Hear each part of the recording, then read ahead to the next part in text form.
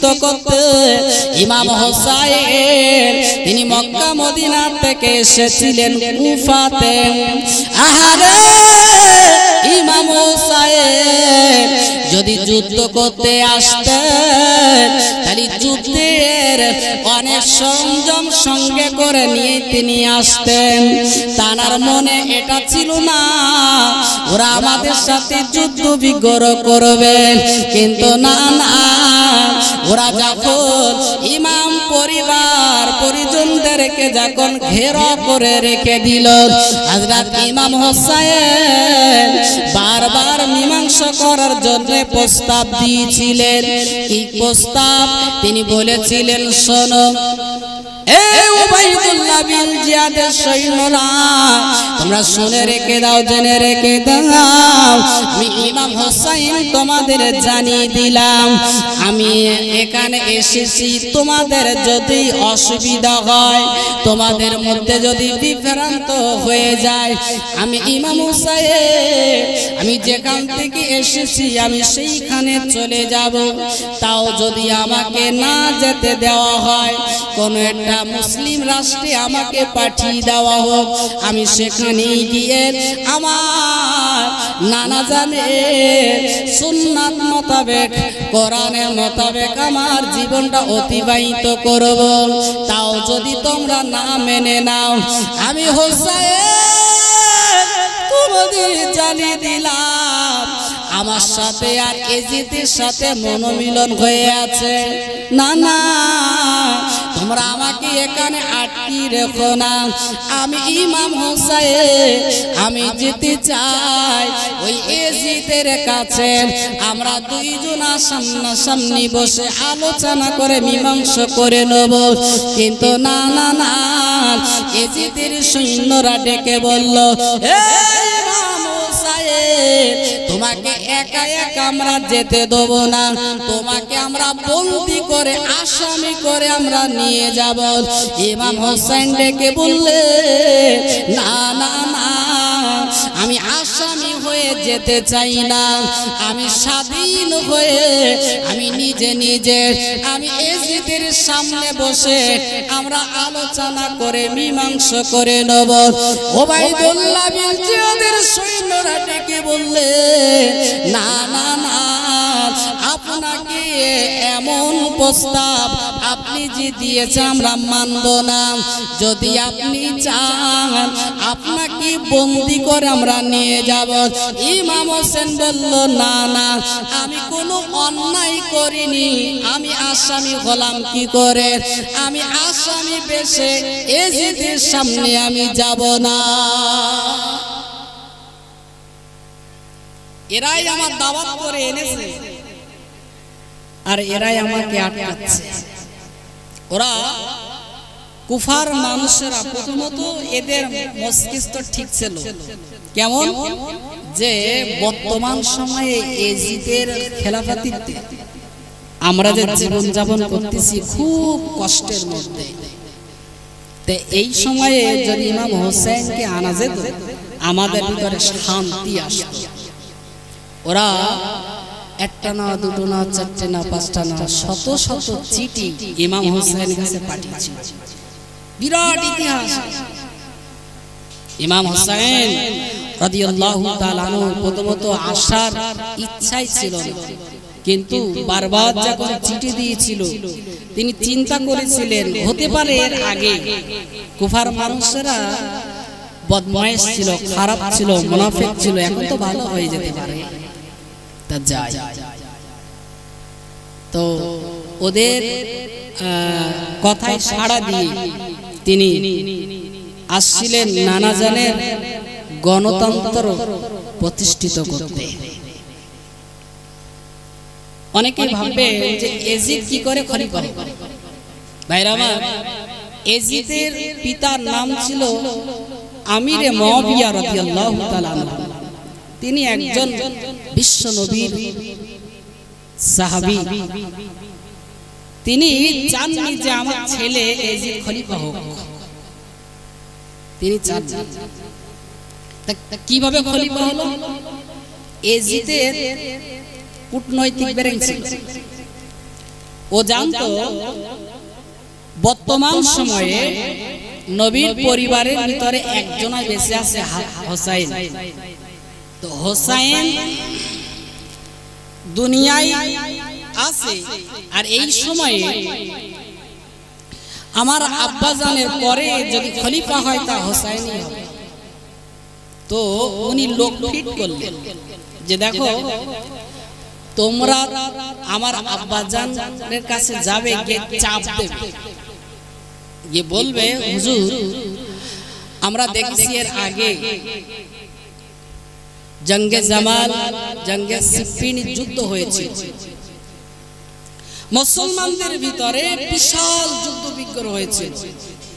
তো আপনি থাকতে থাকতে আপনার ছেলে এজিদ যোগ্য সম্পূর্ণ একজন মানুষ, এই দেশ পরিচালনা করতে পারবে।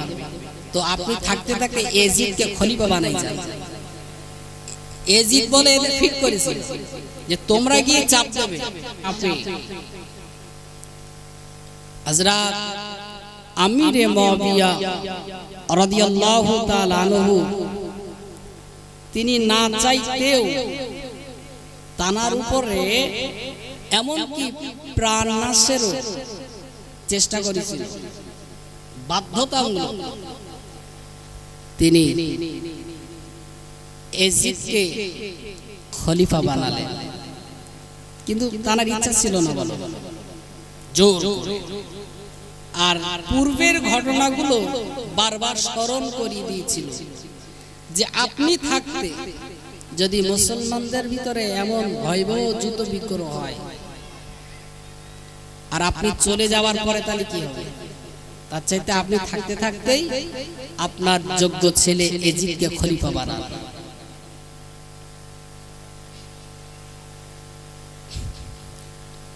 ভাইরা শুনে রেখে দেন, আল্লাহ পাকের নবী, বিশ্ব নবী আমার রহমাতুল লিল আলামিন, আমার বিশ্ব নবী দুই নাতি হযরত ইমাম হাসান আর ইমাম হোসাইন রাদিয়াল্লাহু তাআলা আনহুমা, এই দুইজনের ভিতর থেকে হযরত ইমাম হোসাইন রাদিয়াল্লাহু তাআলা আনহু কারবালার মরু প্রান্তরে শহীদ হয়েছিলেন। কেন তিনি শহীদ হলেন?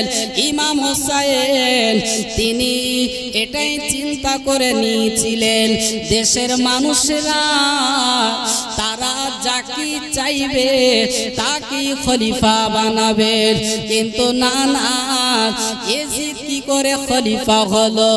রাজতন্ত্র ভাবে খলিফা হয়েছে, আমি মেনে নিতে চাই না। শুধু তাই না,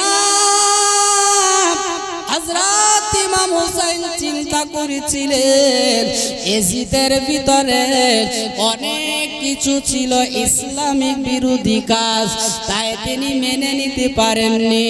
হযরত ইমাম হোসেন আরো তিনি লক্ষ্য করে দেখেছিলেন দেশের মানুষ, এক শ্রেণীর মানুষের আর এজিদকে খলিফা না মানার জন্য তাদের উপরে এত এত কষ্ট আর এত এত আপনার কষ্ট তাদেরকে দেওয়া হতো, এমনকি এজিদের কথা মতো না শুনলে, ওরা খেলাফতিত্ব না মানলে তার হাত থেকে মুন্ডুটা আলাদা করে দিত।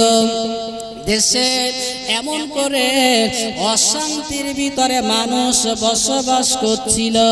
হযরত ইমাম হোসেন সব থেকে লক্ষ্য করে হযরত ইমাম হোসেন ওই কুফা মানুষদের ডাকে সাড়া দিয়েছিলেন। আমি কুফা মানুষদের কাছে গিয়ে আমি তাদেরকে আমার নানা জান যেভাবে আদেশ চালনা তিনি করতে বলেছিলেন, গণতন্ত্রের মাধ্যমে দেশ চালনা করবে যিনি, তিনি হবেন নেতা। সবাই যাকে ভোট দেবে তিনি হবে নেতা।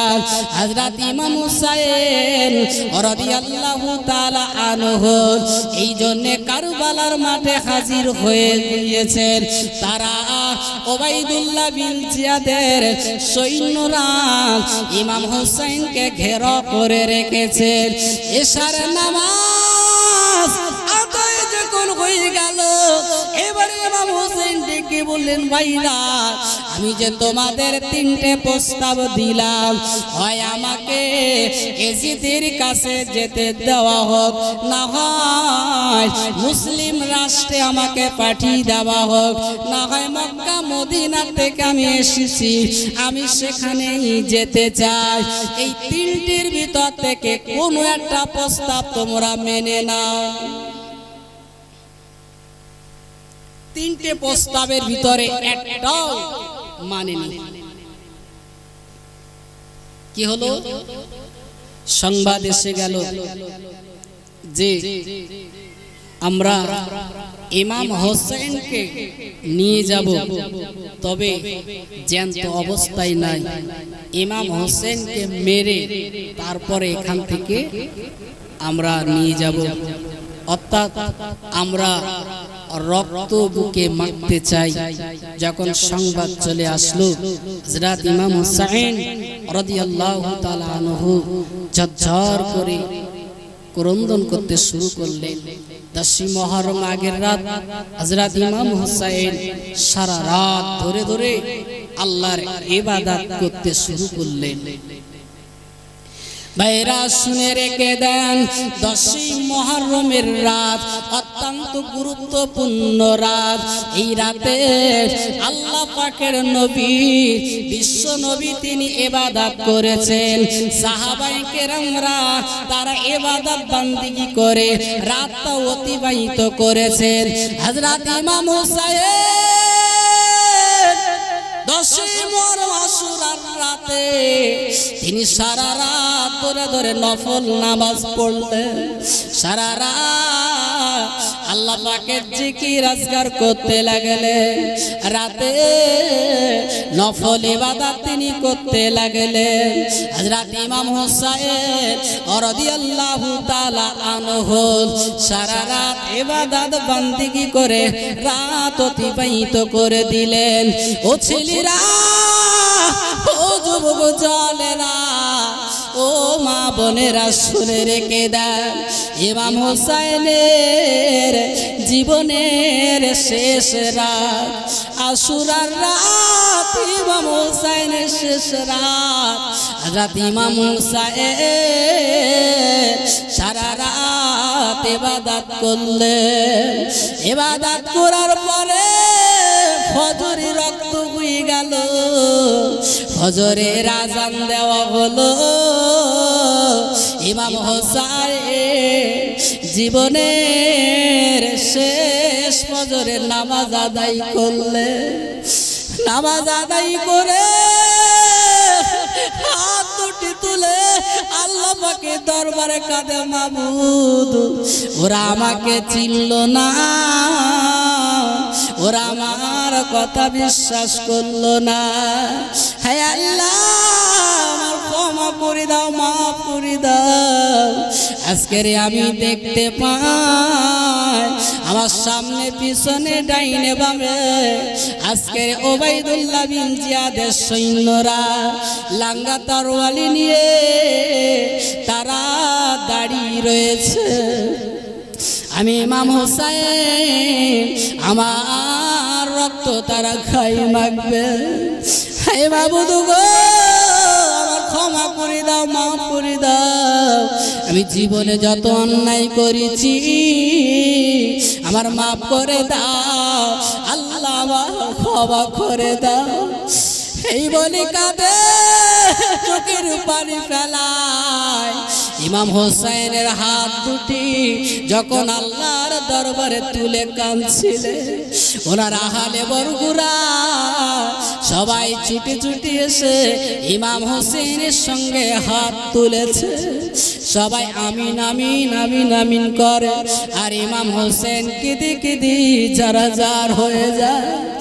মোনাজাত শেষ করে আহলে দিকে তাকিয়ে বলেছিলেন, ভাইরা তোমরা দেরি করো না, ভাইরা তোমরা চলে যাও, তোমরা চলে যাও, এখনো সময় আছে।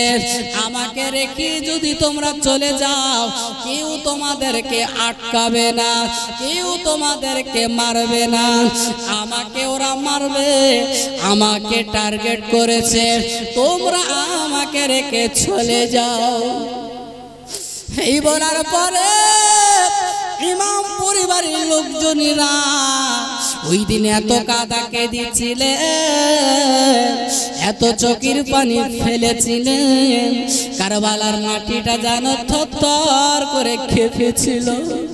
সবাই কেঁদে বললেন, ও ইমাম সাহেব, না না না, আমরা আপনাকে একা ফেলে আমরা কেউ চলে যাব না, আর যেন বলবেন না আপনাকে আমরা একা ফেলে কেন চলে যাব। আমাদের জীবন থাকতে, শরীরে এক ফোঁটা রক্ত থাকা পর্যন্ত আমরা আপনাকে হেফাজত করব, আপনার যাতে কষ্ট না হয়, আপনার গায়ে একটা তীর যাতে না বসে, আমরা সকলে আপনার সঙ্গে থাকব, জীবন আমরা দেব, কিন্তু আমরা এই ইমাম হোসেনকে ছেড়ে আমরা বাড়ি যাব না।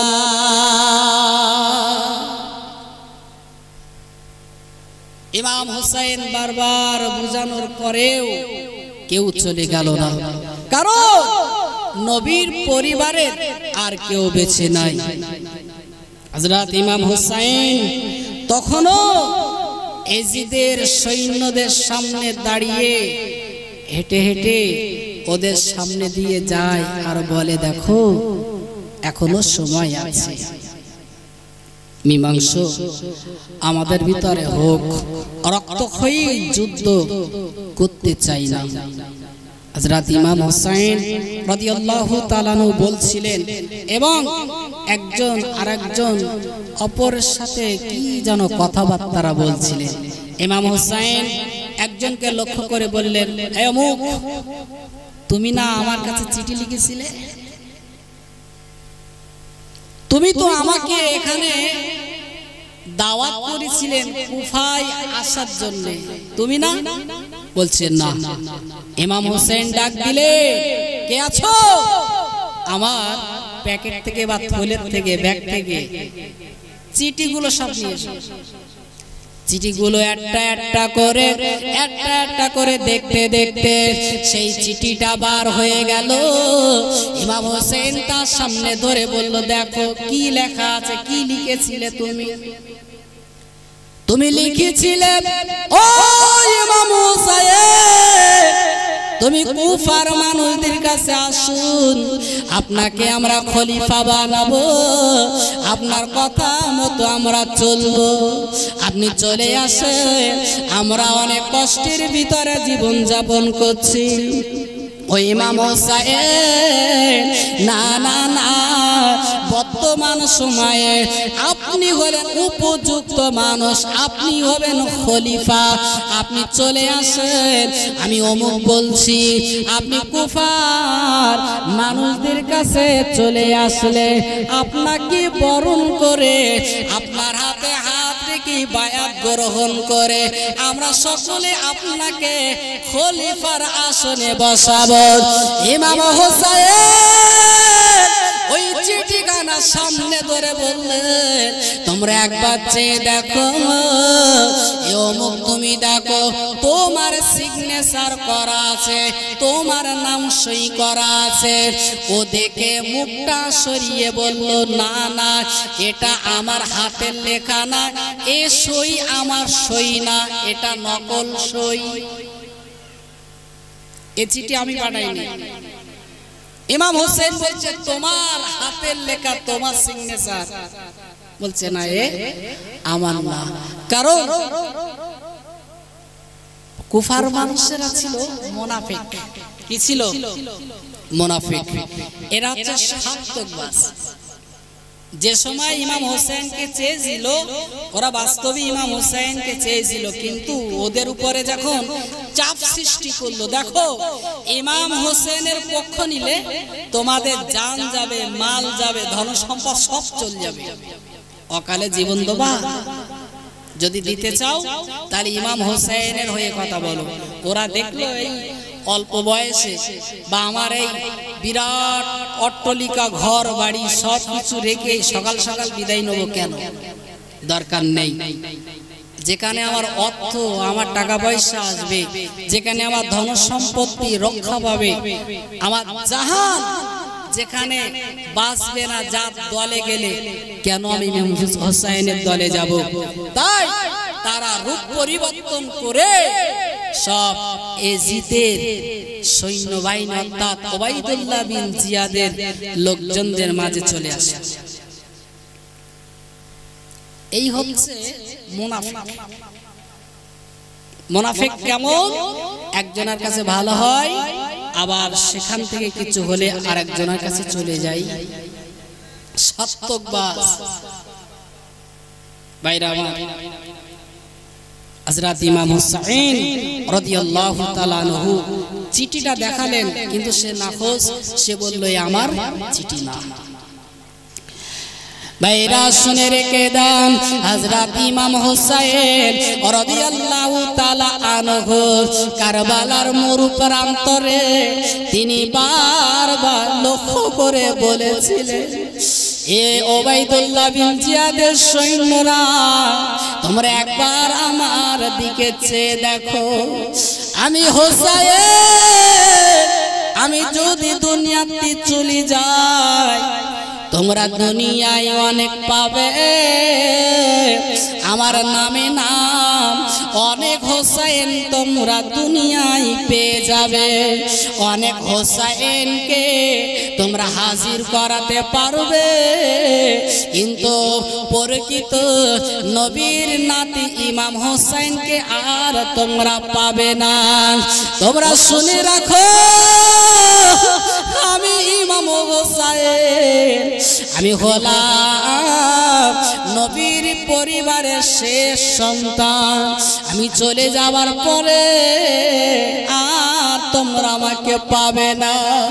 আমি ইমাম হোসেন, আমি তোমাদের জানিয়ে দিলাম, আমি তোমাদের সাথে যুদ্ধ করতে আসিনি। হযরত ইমাম হোসেন রাদিয়াল্লাহু তাআলা আনহু বারবার ওদেরকে বুঝাচ্ছিলেন আর ডেকে ডেকে বলছিলেন, ভাইরা তোমরা কি জানো না, আমার নবী, আমার বিশ্ব নবী, দিনের নবী, আমার নানা জান আমাকে কেমন যত্ন স্নেহ করত, তোমরা তো নিজের চোখে তোমরা দেখেছিলেন। আমার নানা জান আমার কিছু না কিছু না কে, আমার নানা জান কিছু খাইতেন না। আমার নানা জান যখন কিছু খাইতেন, আগে আমি হাঁস আমাকে আগে খাওয়াতেন, অথবা আমার ভাই হাসানকে আগে খাওয়াতেন। আমার দুই ভাই, আমার নানা জান আগে আমাদের খাইয়ে তারপরে নিজে নিজে খাইতেন। হযরত ইমাম হুসাইন রাদিয়াল্লাহু তাআলা আনহু ওদেরকে লক্ষ্য করে বলতে থাকলেন, শোনো না, একদিন মদিনার মসজিদে নববীতে হযরত ইমাম হাসান দৌড়ে দৌড়ে চলে আসলো। ও নানা জান, ও নানা জান, 3 দিন কেটে গেল, আর থাকতে পারি না, এত ক্ষুধা আমাদের লেগেছে। আম্মা জানের কাছে যাই, আম্মা জান আমাদের খেতে দিতে পারে না, আমরা হলাম গরিব। আমার আব্বা জান কাজ করতে যাওয়ার পরে বাড়ি বাড়ি কাজ করে হযরত আলী রাদিয়াল্লাহু তাআলা আনহু ওই দিনে 3 দিন কোনো কাজ তিনি পাননি। অনাহারে সবাই হযরত হাসান দৌড়ে দৌড়ে চলে এসেছে, হোসাইন দৌড়ে দৌড়ে চলে এসেছে। ও নানা জান গো, আর থাকতে পারি না, আমাদের কিছু খেতে দাও, আর আমরা থাকতে পারি না। আমার বিশ্ব নবী রহমাতুল লিল আলামিন আমার নবী ডেকে বললেন, ও হাসান, ও হোসাইন, একবার চেয়ে দেখো তোমার নানা জান, তোমরা মনে করছো তোমাদের নানা জান খেয়ে রয়েছে, না না, তোমাদের হাত একবার আমার পেটে দিয়ে দেখো। আমার বিশ্ব নবী হাসান আর হোসাইনের হাত দুটি নিয়ে আমার নবীর পেটে দিয়ে আমার নবী বোঝাতে চেয়েছিলেন, ও হাসান, ও হোসাইন, দেখো দেখো তোমার নানা জান একদিন না দুদিন না কয়েকদিন অতিবাহিত হয়ে গিয়েছে, ক্ষুধা তাড়নায় সহ্য করতে না পেরে একটা নাই দুটো না 3 কানা পাথর বেঁধে রেখেছে। ও হাসান, ও হোসাইন, দেখো তোমার নানা জান ক্ষুধা নিবারণের জন্য 3 কানা পাথর বেঁধে তোমার নানা জান দাঁড়িয়ে আছে। বিশ্বনবী রহমাতুল লিল আলামিন তিনি বোঝাতে চেয়েছিলেন, নানা জান, ও আমার নানা জান, আজকের মনে করো না তোমাদের নানা বিশ্বনবী তিনি কিছু খেয়ে রয়েছে, এটা তুমি ভেবো না। তাহলে ইমাম হাসান আর হোসেন কত কষ্ট করেছে,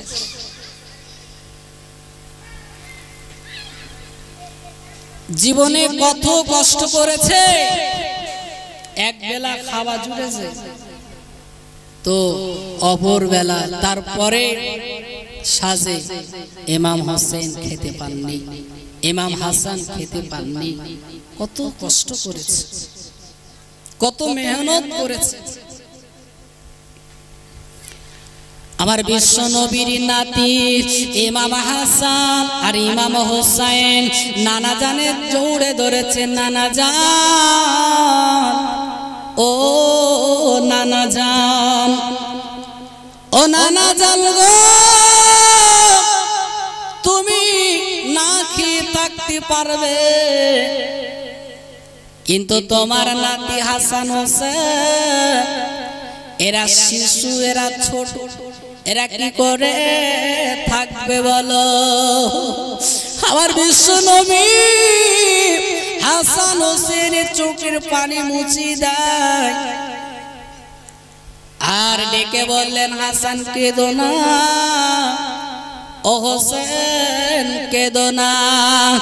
আমার বিশ্ব নবী হাসান আর হোসেনকে কোলে করে নিয়ে নিজের কামরায় চলে গেলে আমার বিশ্ব নবী ডাক দিলেন, ও আমার বিবি আয়েশা, দেরি করো না, বাড়িতে এমন কিছু কি আছে বলো, আমার নাতিকে খেতে দেবো, আমার হাসান আমার হোসেনকে খেতে দেবো, ওরা ক্ষুধার জ্বালা সহ্য করতে পারে না। আমার বিশ্ব নবীর স্ত্রী আমাদের আম্মা জান উম্মাতুল মুমিনিন, মুমিনদের আম্মা জান আমার বিশ্ব নবীর স্ত্রী হযরত আমার বিশ্ব নবীর স্ত্রী আমার বিশ্ব নবীর বিবি ডেকে বললেন নবীজি গো, না না না, বাড়িতে এমন কিছু নাই। আম্মা জান আয়েশা ডেকে বললেন, এমন কিছু নাই যে আপনার নাতিদেরকে আমি খেতে দেব, বাড়িতে কিছুই নাই। আমার বিশ্ব নবী আবার হাসান হোসেন কি কোলে করে নিয়ে মদিনার মসজিদে আবার চলে আসলেন, আবার কেঁদে কেঁদে বললেন, নানা জান, ও নানা জান, তোদেরকে আমি কি খেতে দেব?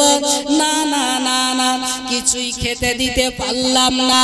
ও হাসান, একবার কোলে এসো। আমার নবী কোলে করে নিয়ে এবারে ডেকে বললেন, হাসান একবার গালটা একটু হা করো। হাসান হাসান গালটা হা করলেন। আমার বিশ্ব নবী জিহ্বাটা হাসানের গালে দিয়ে দিলেন। আল্লাহর নবী বিশ্ব নবী আমার রহমাতুল লিল আলামিন নবী আমার জিহ্বা কানা দিয়ে বললেন, হাসান আমার জিহ্বাটা তুমি চুষতে শুরু করো।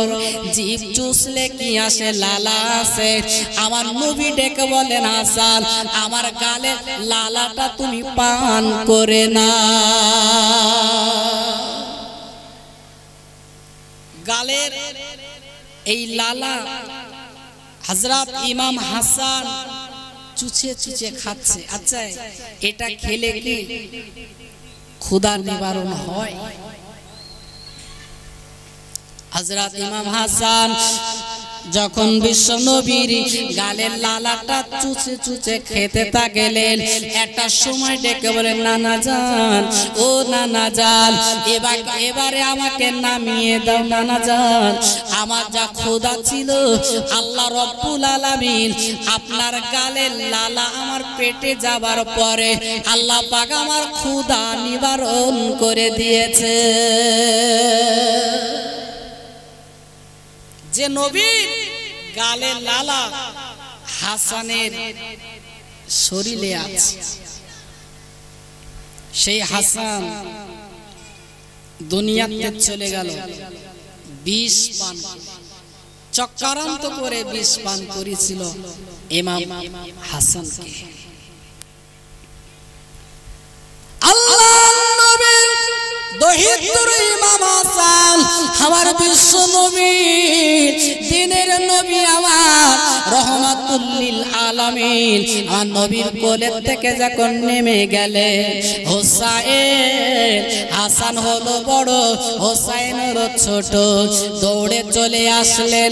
ও নানা জান, ও নানা জান, আমাকে তুমি খেতে দাও। ও নানা জান, আমার ভাইকে যেভাবে খেতে দিয়েছ নানা জান, ওই রকম আমাকে খেতে দাও। আমি হোসাইন, আমি ক্ষুধার জ্বালা সহ্য করতে পারি না। আমার নবী বিশ্ব নবীকে দিয়ে বললেন, হোসাইন আমি কি খেতে দেবো বললাম? তোর ভাই হাসানকে আমি যেটা খেতে দিয়েছি হোসাইন, আমি তোর সেটা খেতে দেবো। এই বলার পরে আল্লাহর নবী আর দেরি করলেন না, আমার বিশ্ব নবী দেরি করলেন না। হোসাইনকে কোলে করে নিয়ে হোসাইনকে ডেকে বলো, হোসাইন একবার গালটা হা করো। হোসাইন মনে করল, নানা জান মনে হয় আমাকে কিছু না কিছু খেতে দেবে, আমার গালে হয়তো কিছু তুলে দেবে। হোসাইন গাল হা করেছে। আমার নবী বিশ্ব নবী নিজের জিহ্বা কানা পার করে হোসাইনের গালে দিয়ে বললেন, হোসাইন দেরি করো না, তোমার ভাই হাসানকে আমি যেটা খেতে দিয়েছি আমি তোমাকেও সেটাই খেতে দিয়েছি। হযরত হোসাইন আমার বিশ্ব নবীর জিহ্বা কানা টেনে টেনে টেনে গালের লালা গুলো যখন খেতে লাগলে, হোসাইন একটা সময় ডেকে বলেন, নানা জান তুমি আমাকে কি খেতে দিয়েছো নানা জান? এ তো দুনিয়ার কোনো খাবার না। ও নানা জান গো, আমাকে এমন একটা জিনিস আপনি খেতে দিয়েছেন, এত সুন্দর টেস্ট, এত সুন্দর স্বাদ আমি জীবনে কোনোদিন আমি খাইনি, পান করিনি। ও নানা জান গো, আল্লাহ রব্বুল আলামিন আপনার গালের লালার বাবার কাছে আমার ক্ষুধা নিবারণ করে দিয়েছে।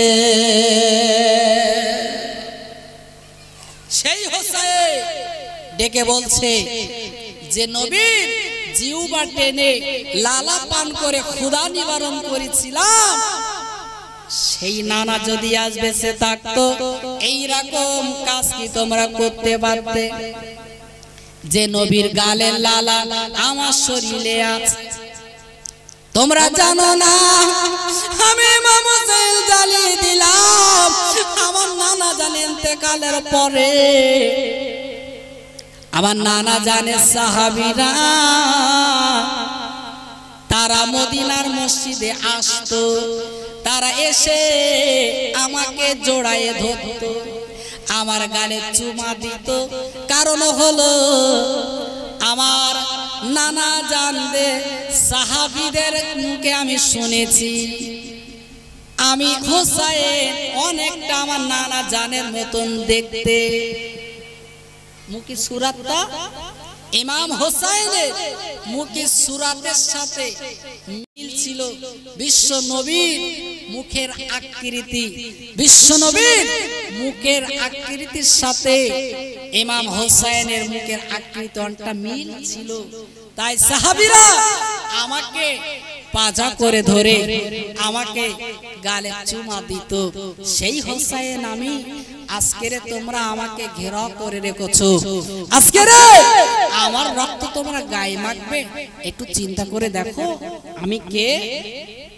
ভাইরা শুনে রেখে দেন, ও ছেলেরা ও জওয়ানেরা, আজকের ইমাম হোসাইন রাদিয়াল্লাহু তাআলা আনহু কারবালার মরু প্রান্তরে আপনার সৈন্য সম্পদের সামনে দাঁড়িয়ে বারবার মিট মীমাংস করার জন্য প্রস্তাব রেখেছিলেন, কিন্তু তারা মানেননি।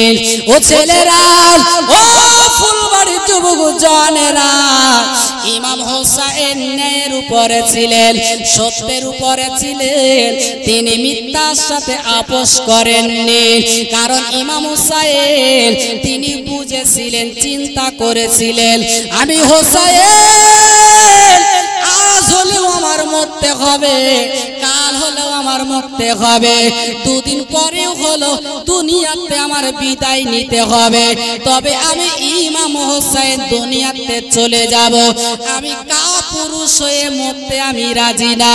আমি বীরের বেশে আমি ইমাম হোসাইন সত্যের উপরে দাঁড়িয়ে আমি যুদ্ধ করে আমি জীবন উৎসর্গ করে तमाम পৃথিবীর মানুষদের আমি বুঝিয়ে যাব আমি ইমাম হোসেন মিথ্যার সাথে আপোষ না করে সত্যের উপরে প্রতিষ্ঠিত থেকে আমি দুনিয়া থেকে শহীদ বরণ করলাম। ভাইরা আমার, সেই ইমাম হুসাইন রাদিয়াল্লাহু তাআলা আনহু যে রীতিনীতি রেখে গিয়েছেন, আসলে কথা হচ্ছে ইমাম হুসাইনের রীতিনীতি মানে হলো বিশ্ব নবীর রীতিনীতি। কারণ ইমাম হুসাইন ফলো করেছিলেন নানা জানের অর্থাৎ বিশ্ব নবীর রীতিনীতি। তাই ইমাম হোসেন সেই রীতিনীতি সুন্নাতের উপরে প্রতিষ্ঠিত ছিলেন। আমরাও সেইভাবে বিশ্ব নবীর সুন্নাতের উপরে আমরা প্রতিষ্ঠিত থাকব। এই পর্যন্ত বলে আমার বক্তব্য শেষ করছি। আমার জন্য দোয়া করবেন, আমি আপনাদের দোয়া করি আল্লাহ যেমন আমাকে আপনাদের সকলকে সে ইমাম হোসেনের সাথে হাসর নাসর করিয়ে আল্লাহ পাক আমাদেরকে সবাইকে তার দয়ার জান্নাত নসিব করেন। বলুন সকলে আল্লাহুম্মা আমিন। এবারে আপনাদের সম্মুখে ওয়াজ করবেন জনাব হযরত মাওলানা শহীদুল ইসলাম সাহেব কাটিরাট। কোরআন ও হাদিস থেকে তিনি ওয়াজ নসিহত করবেন। যারা আশেপাশে আছেন মেহেরবানি করে আপনারা চলে আসুন। একের পর আমন্ত্রিত ওলামায়ে কেরাম পরস্পরই চলে আসবেন। তো আমি অনুরোধ করব ফুলবাড়ির সমস্ত ভাই ও বাবাজিদেরকে, নামাজি ভাইদেরকে আমি অনুরোধ করব আশুরা উপলক্ষে জলসা, আজকের এই রাত খুব বরকতপূর্ণ এই রাত ইবাদতের রাত। তাই বাড়ি বসে ইবাদত না করে বা অন্যত্তরে না থেকে আপনারা মজলিসে আসুন এখানে বসে থাকলেও আপনাদের নেকি হবে। আল্লাহ পাক আমাদের সবাইকে আশুরার ফজিলাত এবং আশুরা সম্পর্কে অজনসিয়াত শোনার মতো তৌফিক দেন। বলুন সকলে আল্লাহুম্মা আমিন। এবারে আপনাদের সম্মুখে আসেন আন্তর্জাতিক খ্যাতি সম্পন্ন ওয়াইজি জনাব হযরত মাওলানা শহীদুল ইসলাম সাহেব হুজুর, তিনি ওয়াজ নসিহত করছেন। প্রাণ খুলে উচ্চ আওয়াজে দরুদ শরীফ পড়েন। আল্লাহুম্মা সাল্লি আলা